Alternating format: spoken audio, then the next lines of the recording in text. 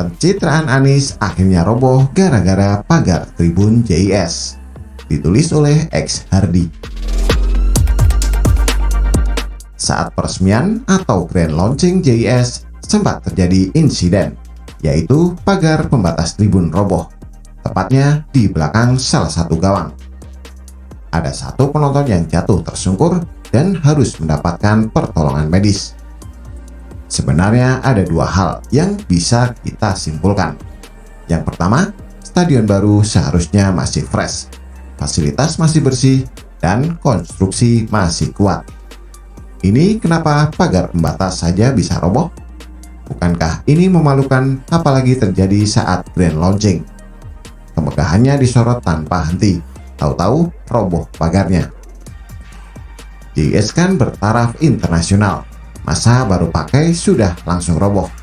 Harusnya sudah diperhitungkan kekuatan bangunan dengan kapasitasnya. Bahkan kalau mau dirobohkan paksa pun harus dibuat sulit dirobohkan. Labelnya saja yang internasional, tapi kekuatan bangunannya harus dipertanyakan. Ini baru pembatas yang roboh, padahal itu merupakan salah satu yang paling krusial. Belum yang lainnya lagi. Ini jelas namanya teknis bangunan yang mungkin tidak sesuai standar atau di bawah standar. Anies yang tidak kehabisan ide langsung buat alasan yang mantap. Bukan Anies namanya kalau tidak bisa menata kata. Anies menyebut insiden pagar pembatas roboh karena semangat penonton yang luar biasa. Soal pagar saya tadi karena semangat yang luar biasa tinggi, dan ini adalah kali pertama semua digunakan, kata Anies. Wah, kalau begini caranya sungguh bahaya. Nanti kalau ada pertandingan sepak bola, penonton atau supporter dilarang terlalu bersemangat karena stadion bisa roboh. Kalau begitu, lain kali bikin spanduk besar-besar, dilarang terlalu bersemangat atau nyawa taruhannya. Semangatnya setengah-setengah saja, tepuk tangan pelan saja, teriak yel-yel harus suara kecil dengan raut wajah datar. Dengan begitu, stadion tidak akan terguncang apalagi roboh. Menurut Anies, insiden ini tak lepas dari proses belajar sebuah stadion yang baru selesai dibangun dan kali pertama dipakai dengan penonton yang memenuhi tribun. Ia mengatakan pihaknya akan melakukan evaluasi tentang pagar pembatas. Jadi ini semua bagian dari proses belajar. Nah, proses belajar itu akan bertemu dengan segala macam tantangan. Ini adalah bagian alami kita tumbuh bersama, ujar Anies. Mungkin anak arsitek atau teknik sipil menangis mendengar penjelasan Anies ini. Bangun sesuatu kok pakai proses belajar? Bagaimana dengan proses bikin pesawat? Apakah harus pakai proses belajar? Dan ketika ada kecelakaan baru dievaluasi.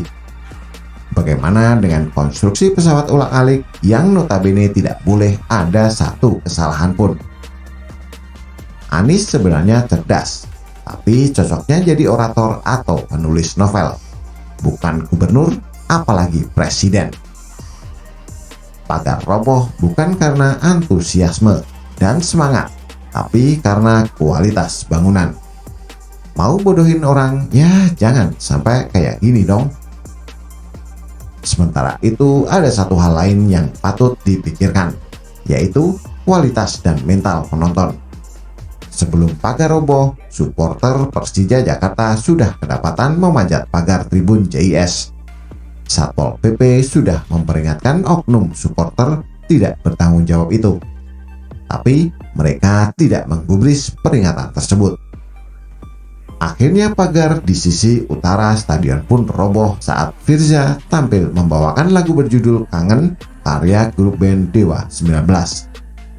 Pagar besi berwarna putih itu roboh beserta kanopinya karena diduduki oleh para penonton. Sejak awal acara, puluhan penonton terpantau sudah menaiki pagar pembatas tersebut. Tapi cuma itu, kanopi yang tersambung dengan pagar pembatas itu juga terpantau diinjak-injak oleh para penonton beratribut The Jackmania yang hendak naik ke tribun. Penontonnya juga patut disalahkan. Beginilah kalau otak tidak dipakai. Stadion bertaraf internasional, tapi kualitas bangunannya dipertanyakan dan kualitas penontonnya pun masih jauh di bawah standar internasional. Masih norak dan kelas-kelas kampung. Kalau bicara soal sepak bola Indonesia, rata-rata akan geleng-geleng kepala. Pasti akan ingat tentang kerusuhan, adu jotos, wasit dianiaya, dan mental supporter yang memprihatinkan. Sepak bola kadang diperlakukan kayak kelas tarkam. Jadi kalau disimpulkan, kualitas bangunan ada yang di bawah standar, kelakuan penonton di bawah standar etika, gubernurnya juga hancur. Kelar deh hidup lu. Sempat mikir Jokowi tidak hadiri grand launching. Coba kalau dia hadir, mungkin bakal ada narasi sampah yang kayak begini. Ini pasti karena Jokowi kriminalisasi ulama, makanya stadion kena azab, pagar roboh. Bagaimana menurut Anda? Silahkan tulis komentar di bawah.